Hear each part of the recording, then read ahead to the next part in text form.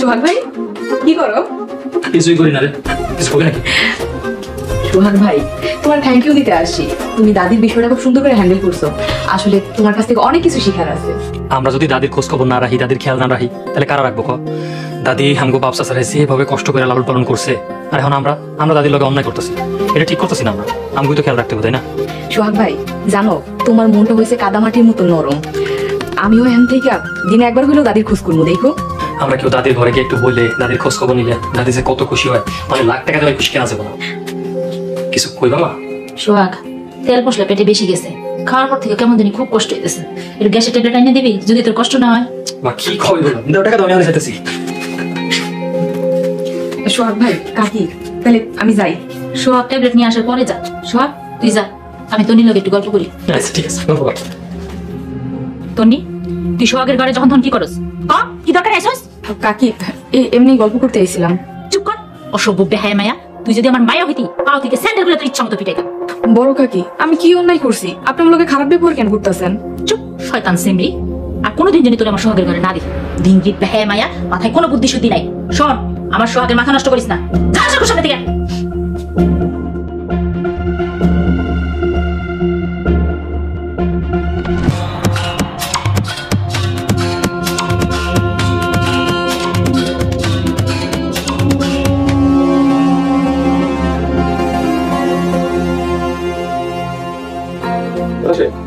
কিছু মাল নিছিল রে, কাকা খাইতেছি।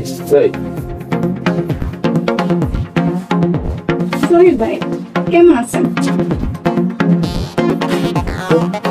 আঙ্গুলিয়া আপনি ভালো আছি? আঙ্গুলিয়া আপনি ভালো আছেন? ভালো। তা আপনি ইদানিং এমন অচেনা লোক ব্যবহার করেন কেন? বিষয়টা কি?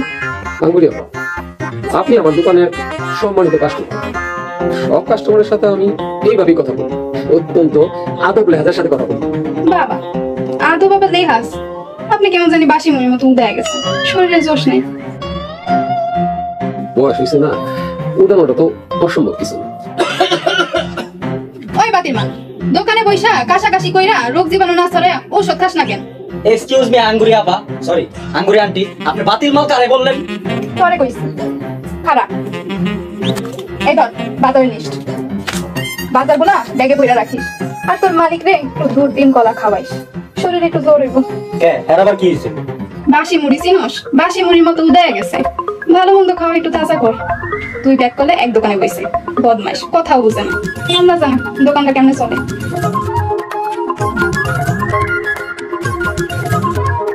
দেখছেন দেখছেন কাকা কেমনে করে অপমান করে গেল, গালাগালি করে গেল, আপনার অপমান করে গেছে।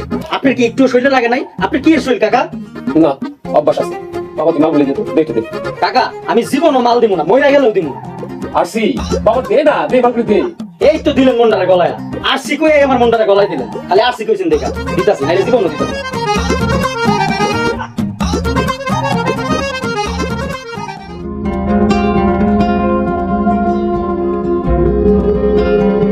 লিটন ভাই চুক্তি করছেন আঙ্গুরির সাথে, এইদিকে সিয়ারন ভাই আঙ্গুরির নামই শুনতে পারে না। এই জিনিসটা আপনি তার কাছে কেমনে গোছাবে? অন্ত আমার মাথায় খেলতেছে। আলম ভাই চিন্তা করেন না তো, একটা নতুন আঙ্গুরির ব্যবস্থা করছি। এই আঙ্গুরিরে দেখায়া ওই আঙ্গুরিরে গোছাই দেবো। ভাই রে ভাই, আপনি দেখি পুরান দেবেন বার্তা।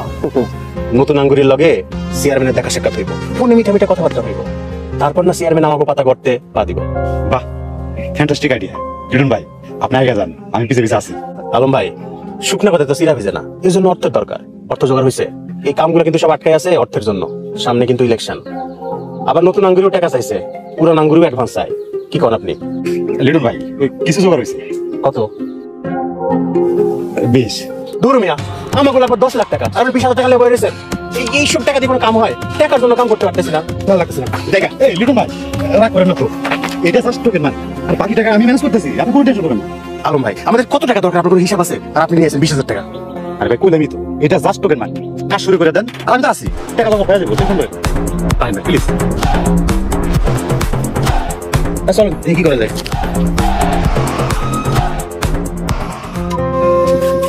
টুকু কই যাইতাছো? তোর কষ্ট আমার আর সহ্য হয় না। তরুণ ফোন ধরতেছে না। তরুণ গো বাড়িতে যাইতেছি, একটা তো ব্যবস্থা করতে হইব। তুমি কি এখন তরুণ বাড়ি রওনা হইতেছো? করে টাকা থাকলে দে গাড়ি ভাড়া। সেটা দিতাছি, ওটা কোনো ব্যাপার না। ফুপু, আমার কি তোমার সাথে নেওয়া যায় না? তুই যাবি? ভাইজান জানলে কিন্তু বিরাট সমস্যা হইব। না রে মা, এত বড় রিস্ক নেওয়া দরকার নাই, তোর যাওয়ার দরকার নাই। ফুপু, এমনিতে তো তুমি অনেক অসুস্থ হয়ে গেছো, আমি তোমার সাথে ডাক্তারের কাছে গেছি। বুদ্ধিটা তো খারাপ না, যা তাড়াতাড়ি বোরকা পরাই আর আরিফারে আমার কাছে পাঠাই দে। আরিফারে আমি কয়ে দেই কি কি করতে হইব। ঠিক আছে ফুপু।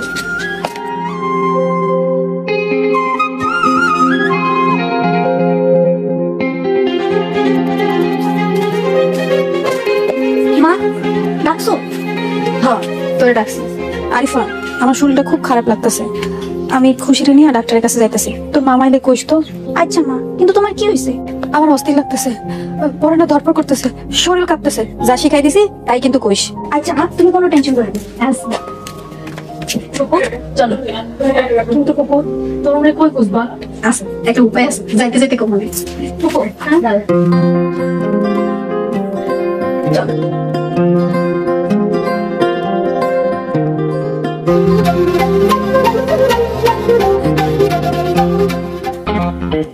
আম্মা, আম্মা, আম্মা, আমি রান্না করে আসছিলাম। কি কবি ক? আমি একটু বাইরে হাঁটতে যাইতেছি। বাইরে যাবি এই অসময়, তাও আবার একলা? একলা না তো কি, দোকলা বামুকে। এইবারই সবাই এখন আমাকে শত্রু হয়ে গেছে, তাই এখন থেকে একাই লড়াই করতে হবে। এই কথাটাও ঠিকই কইছিস। তো এক কাম কর, একলা যাইস না, আমি রাশেদরে কই, রাশেদরে তুই লগে লইয়া যা। এখন রাশেদের জন্য কতক্ষণ অপেক্ষা করবো? অতক্ষণে সন্ধ্যা হয়ে যাইব। তুই এক কাম কর, তুই হাঁটা দে, আমি রাশেদরে ফোন দিয়া কই তোর লগে দেখা করতে। আচ্ছা ঠিক আছে, তাহলে তুমি রাশেদের ফোন দিয়া আমার কল দিতে কম। শোন, সন্ধ্যার আগে কিন্তু বাড়িতে আবি, দেরি করলে কিন্তু খবর আছে। আচ্ছা ঠিক আছে, তুমি তাহলে রাশেদের ফোন দিয়া আমার একটা কল দিতে কম। আমি গেলাম। সাবধানে যাইস। আচ্ছা।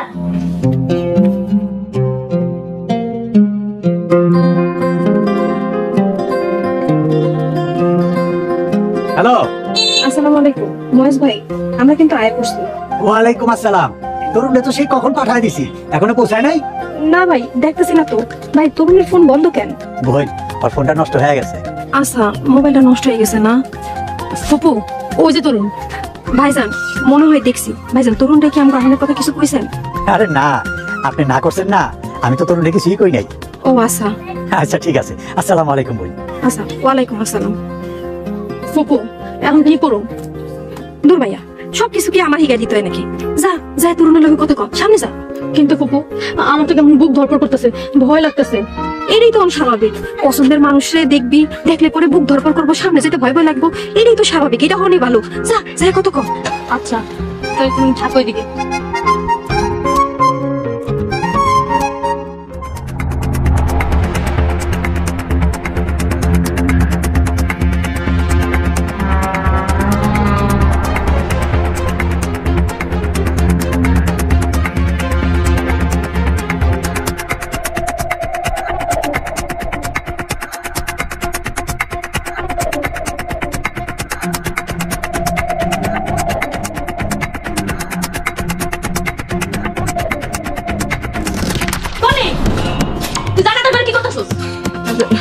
না মানে কাকি, জান্নাতে বুঝতে আইছি।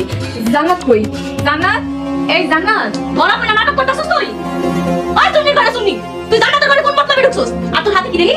কিছু না কাকি, আমার যাইতে দেন। এই খারাপ, তোর হাতে কি দেখি? কাকি, কাকি কিছু না। দেখি কেসি, তুই জান্নাতের ঘরে ঢুকে কেসি কি করতেছিস? ওই তুমি ঘরে শুনি। কাকি, কাকি, কাকি ছেড়ে দেন, আমার মানে না, আমি কিছু করতেছিলাম না, এমনি আইছি। তুই কোন উদ্দেশ্যে ঢুকছস জান্নাতের ঘরে? সত্যি করে কথা কইছিস? কিছু না মা, কাকি ছেড়ে দেন। ওই তুই অস্তে। এই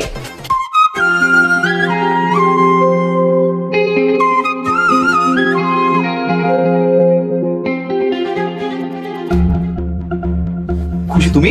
হ্যাঁ আমি। তুমি আমাকে এভাবে আসতে বাধ্য করছো। তোমার ফোন বন্ধ কেন? কি হলো তরুণ? কথা বলো, তোমার ফোন বন্ধ কেন? আমার থেকে পালাতে চাও? মায়া জালে আটকে এখন আমার থেকে পালাতে চাও? কষ্ট দিতে চাও? কাইল রাইতে যা হয়েছিল, তারপর থেকে তোমার সামনে দাঁড়ায় কথা বলার সাহস আমি হারাই ফেলাইছি, তাই নিজে লুকায় রাখতেছিলাম। তরুণ, তুমি কোনো পাপ করো নাই তো? না না, নাউজুবিল্লাহ, আস্তাগফিরুল্লাহ, আমি কোনো পাপ কাজ করি নাই, আমি পরিস্থিতি শিকার। তাহলে পালানোর দরকার নাই, আমি তোমার অনেক বিশ্বাস করি। তুমি শুধু আমার একটা কথাই কও, ওই মায়া এত রাতে তোমার ঘরে আসে কেন? না না, জান্নাত আমার ঘরে আসে নাই, জান্নাত আমার জানলার পাশে আসছিল। যখন শুনতে পাইছি যে আমি তোমার লগে কথা কইতেছি, তখন শয়তানি শুরু করছে, যেন তুমি ভাবো ও আমার পাশে বসে বসে আছে। তাই আমি ওরা বকাবকি করছি, ও চলে গেছে। জান্নাত কি প্রায় রাতেই তোমার জানালার পাশে আসে? ওর সাথে যখন আমার সম্পর্ক ছিল তখন মাঝে মাঝে আসতো, কিন্তু দেখো এর বাইরে আমার সাথে ওর কিচ্ছু নাই। আমরা সম্পর্কে পবিত্রতা রাখছি। বিশ্বাস করলাম, কিন্তু জান্নাত তো তোমার ঘরে সিন্দাবাদের ভূতের মতো চেপেছে। এখন কি করবা? যদি সম্ভব হইতো তাহলে বাড়ি ছাইরা অনেক দূরে চলে যেতাম। এখন বুঝতে পারতেছি না কি করবো। খুশি, একটু পরে কিন্তু সন্ধ্যা হয়ে যাবো। তোর বাপে কিন্তু বাড়িতে গেলে বক বামা করে, তাড়াতাড়ি কর। ঠিক আছে ফুপু, আমি আসতেছি। তরুণ, আমার যাইতে হইব। যাই হোক, দুজনে চিন্তা ভাবনা করে একটা পথ বের করতে হইব। দয়া করে তুমি ফোনটা অন করো। ঠিক আছে। ঠিক আছে, আমি গেলাম।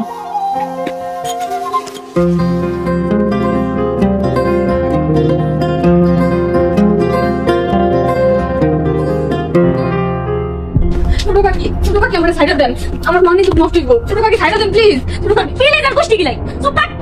আয় মাইকা ভাবি, আয় সোনের মা, এদিকে আহেন। চুপ, এ সোনের ঘরে শুনলি তুই কারে সোনের না কইলি? আম্মা দেখো না। কি রে, কি হইছে তোর নি? এই যাবা, তোমার মায়ের হাত ধরে রাখছিস কেন? আচ্ছা, তোমার কি সাথে সোনের না কইছি? তুমি কি আমার বিয়ান লাগো? তোমার এই অসভ্য মাইয়া জান্নাতের ঘরে ঢুকতে কেসি লইয়া চুরি মারামার শহরে আমি হাতে নাতে ধরছি। আম্মা না। এই যাবা, বাজে কথা। হ্যালো, আসসালামু আলাইকুম। কেমন আছিস সবাই? এটা হচ্ছে আমার প্রথম ব্লগ। দেখো আমি কি কাজ করি। দেখো এটা জাহাজ, শিপিং জাহাজ। আহা,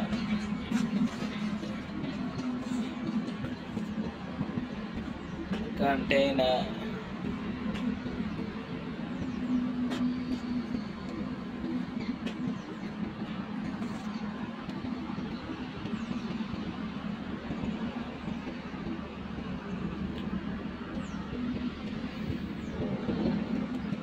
এই যে আমার লিস্ট আমি রাইটিং করতেছি, রিপোর্টিং।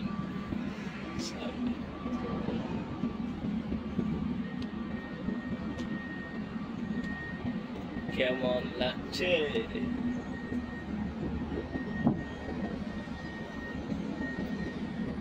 এই যে দেখো, তোমরা দেখো, এগুলো হইতেছে কন্টেনার, নিউ নিউ কন্টেনার। কতগুলো কন্টেনার আছে এখানে।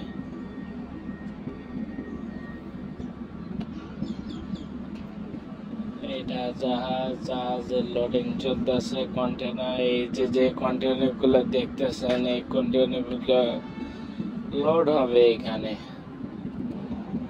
আর লোডিং চলবে কন্টেনার গুলা।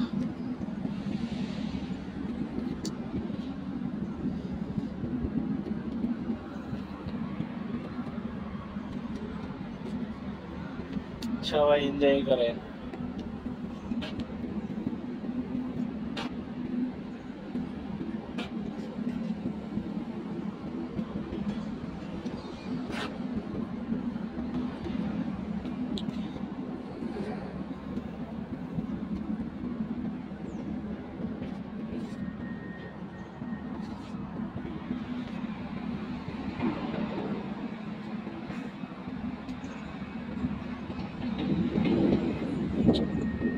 Enjoy this video, enjoy.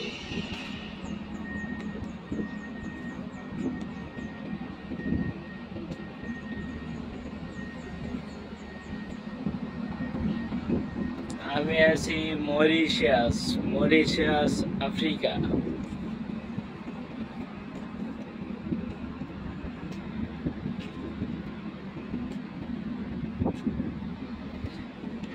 এই যে দেখেন, দুইটা বড় বড় ক্রেন চলতেছে, দুইটা শিপের ক্রেন, জাহাজের ক্রেন দিয়ে এটা মাল লোড করতেছে। মাল লোড বলতে কন্টেনার, যে কন্টেনারের ভিতরে স্ক্র্যাপ বা মেশিন আসবাবপত্র লোড করা থাকে সেটা লোড করতেছে জাহাজে। এই জাহাজ এখন যাবে অন্য দেশে, সে দেশে মাল আনলোডিং করবে, সেখান থেকে আবার কিছু কন্টেনার লোড করে এখানে আবার নিয়ে আসবে।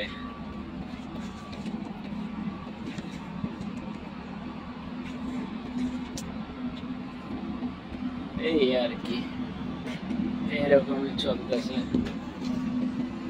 কাজ করো, কাজ করো, কাজ করে খাও।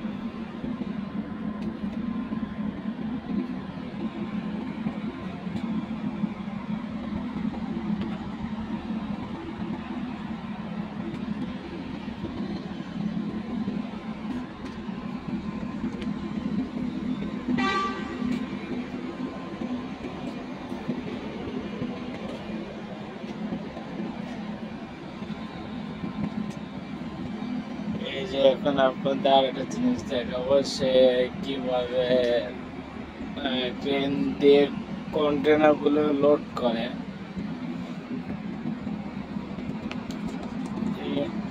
এটা দেখবেন কিছুক্ষণ পরে, একটু অপেক্ষা করেন সবাই, যে কিভাবে মালটা লোডিং করে।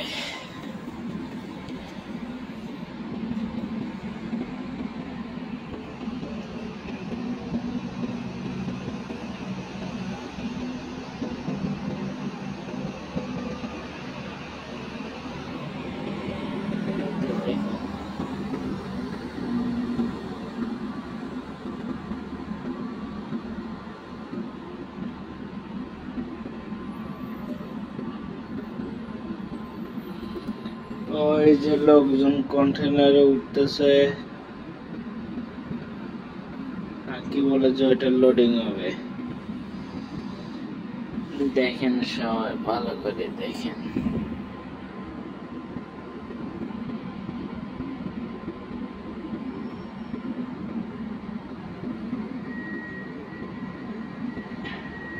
যে কেমন করে কন্টেনারটা লোড করে নেবে এটা।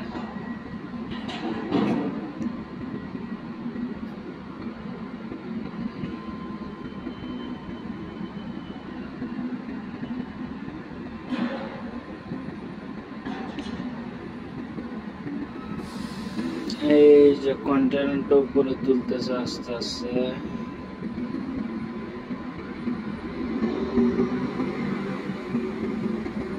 এই যে তুলে নিল, এরপর আস্তে আস্তে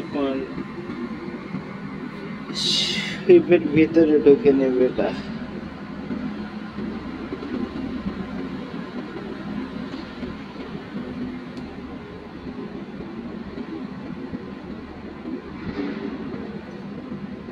এই যে নিয়ে গেল জাহাজের ভিতরে, বগির ভিতরে।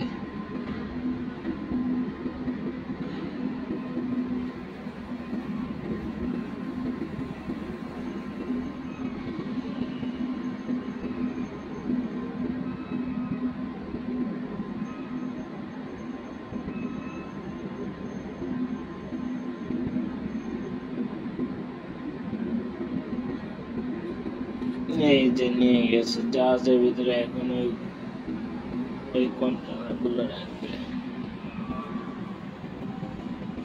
এইরকমই ভিডিও দেখতে পেজটাকে লাইক সাবস্ক্রাইব করে দিয়েন সবাই।